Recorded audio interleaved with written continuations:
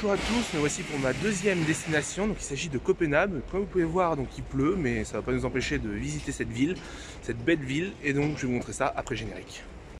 Je m'appelle Charlie Plu, et il y a quelques mois maintenant, je suis parti explorer les pays du nord de l'Europe en train, avec un pass Interrail. Ce fut une expérience inoubliable que j'ai décidé de vous partager au travers de ces vidéos.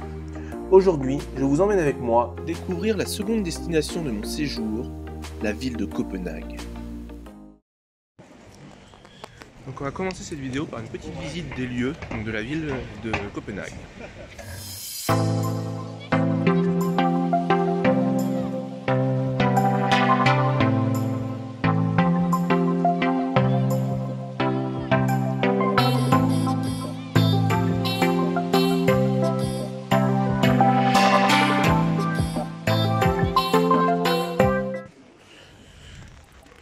J'ai décidé de commencer cette vidéo sur Copenhague par une visite de la ville. Donc pour ça en fait j'ai utilisé un guide.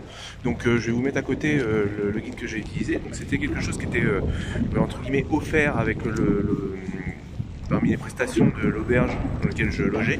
Et donc à la fin, donc, la visite guidée était gratuite, mais à la fin on donne toujours quelque chose au guide qui fait ça un peu gratuitement de son temps libre. Et donc ce que je vais faire maintenant, c'est que je vais revenir sur chacun des lieux qu'on a vus, un par un, et vous expliquer un peu le lieu en question. Donc là notamment, je suis sur la place du palais d'Amaliensborg, si j'ai bien prononcé, donc je mettrai en dessous. Et donc comme vous pouvez voir, je vais vous montrer ça, il y a 4 bâtiments principaux, donc chacun a une fonction. Donc notamment on a celui qui permet d'inviter les personnes. Il y en a une, j'ai pas tout à fait compris ce que le guide disait, mais où c'est réservé notamment à une salle pour fumer, etc. Vu que, si j'ai bien compris, à vérifier, mais la reine aime bien fumer, etc. Et là notamment il y a l'autre à côté. Il y a une maison où les gens, la famille royale danoise vit. Donc là, il y a le drapeau qui est dessus, je ne sais pas si on voit ici. C'est-à-dire que la reine est présente dans cette maison-là.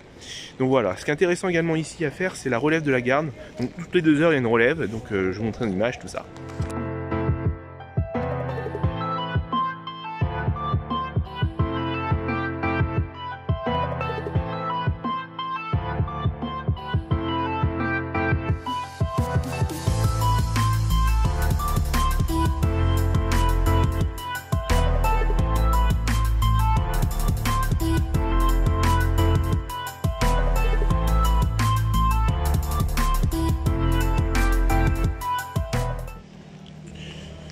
Je me trouve dans le quartier de New Haven, donc je ne sais pas si ça se prononce comme ça en danois, donc je mettrai en dessous, donc ça veut dire nouveau port. Et en fait donc c'est un quartier qui est assez connu pour ses maisons de toutes les couleurs.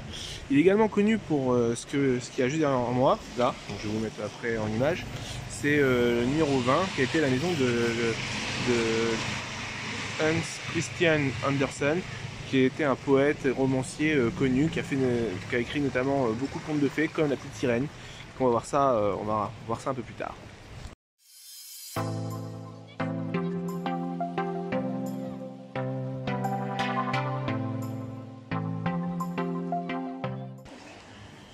Je me trouve actuellement devant le Christiansborg Slot, donc c'est le bâtiment qui est juste derrière moi. Donc ce bâtiment a brûlé plusieurs fois et donc a été reconstruit plusieurs fois également, mais il a été le lieu d'habitation de la famille royale danoise jusqu'en 1794. Actuellement, certaines parties appartiennent encore à la possession de la couronne danoise, mais il héberge principalement le Parlement danois.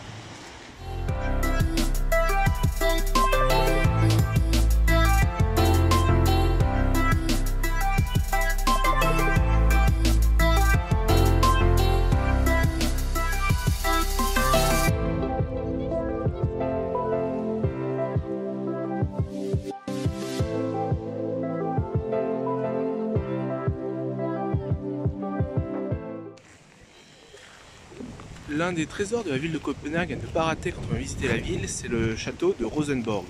Donc c'est un château datant du XVIIe siècle, se trouvant dans le jardin du roi. Donc il a été créé plus précisément entre 1606 et 1633, et jusqu'en 1710 il est la résidence principale du roi. Arrivé en 1830, un musée s'installe dans le château et devient ouvert au public. On peut également encore y retrouver une belle collection de la famille royale.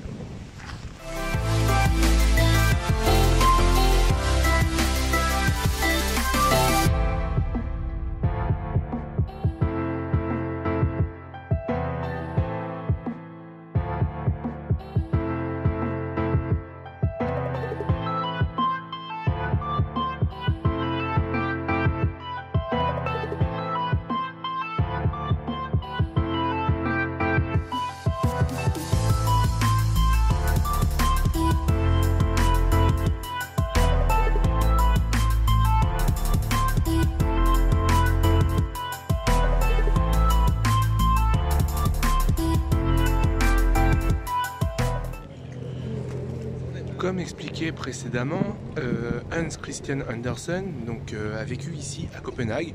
Donc c'était le poète et romancier. Il a notamment inventé la petite sirène et la ville de Copenhague, pour l'honorer, a décidé de réaliser une sculpture à l'effigie de la petite sirène que je vous montre actuellement.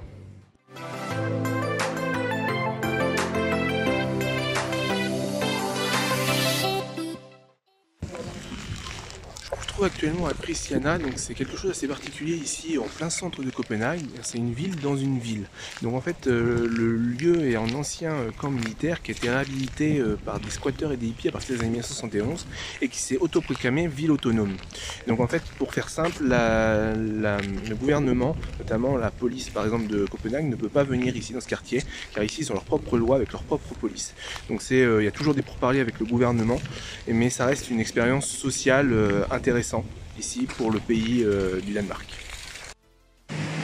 Donc je sors du quartier de Christiania et j'aimerais apporter quelques précisions sur ce que j'ai dit juste avant sur ce quartier. Donc en fait, vous avez pu voir, je vais avoir beaucoup de visuels à vous montrer car j'ai commencé à filmer et en fait plusieurs personnes m'ont dit no camera, no cameras. Donc après j'ai été obligé, j'ai demandé à la police qui est sur place. En l'occurrence c'était la police de Copenhague qui était là.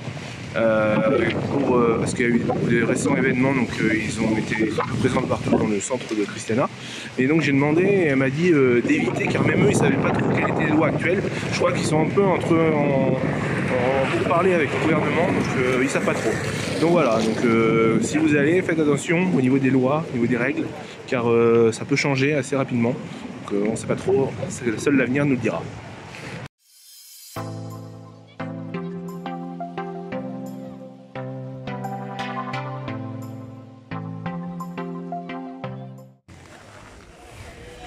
Pour finir cette vidéo, je me trouve dans l'une des attractions les plus intéressantes à Copenhague. Donc je parle bien sûr du jardin Tivoli. Donc pour ceux qui ne savent pas, c'est le deuxième plus ancien au monde parc d'attractions. Donc voilà, le premier étant également danois, qui se situe non loin d'ici. Ce que j'aimerais parler également, c'est l'ambiance actuelle, parce qu'on se situe en octobre, et en octobre, qui dit octobre, dit également la fête d'Halloween. Et donc le parc a été décoré pour l'occasion.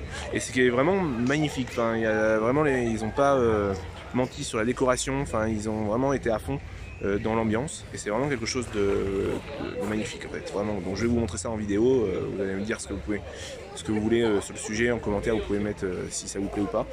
Et donc ce que j'aimerais également parler, c'est ce parc, selon la légende, il a également inspiré Walt Disney pour créer Disneyland, que ce soit Disneyland Paris, Disneyland New York, enfin tous les Disneyland. Et quand on voit la beauté du parc, on peut que supposer que cette légende soit vraie, car c'est magnifique, enfin vous allez voir par vous-même. En tout cas, c'est un des derniers moments que je passe à Copenhague. Bon, c'est pas fini, il y a d'autres aventures qui vont venir après, d'autres destinations. Mais pareil, j'espère que cette vidéo vous a plu. N'hésitez pas à mettre un commentaire et puis je vous dis à plus tard pour d'autres aventures.